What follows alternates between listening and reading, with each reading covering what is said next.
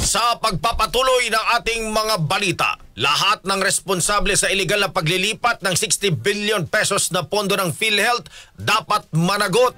Kasama mo sa balita, si Radyoman Grace Mariano. RMN Live Report! Iginiit ng Makabayan Block na dapat managot ang lahat ng responsable sa iligal na paglilipat sa National Treasury ng 60 billion pesos na pondo ng Philippine Health Insurance Corporation o PhilHealth na idineklara ng Supreme Court na unconstitutional.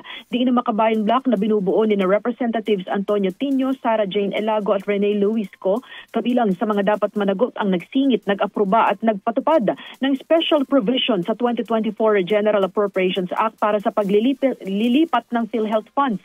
Ayon sa Makabayan Block, kasama dito ang mga miyembro ng 2023 Bicameral Conference Committee at ang mga bumoto sa Bicam report ng budget, kasama din ang Pangulo na lumagda at nagsabatas ng National Budget at ang Department of Finance na nagpatupad nito. Pinaalala ng Makabayan Block na noong niratipikahan ang Bicam report para sa proposed 2024 National Budget noong December 11, 2023 ay 3 lang na kongresista na kinatawan ng Makabayan Block sa Kamara ang kumontra, habang sa Senado naman ay tanging si Senator Coco Pimentel lang ang nagbigay ng no vote.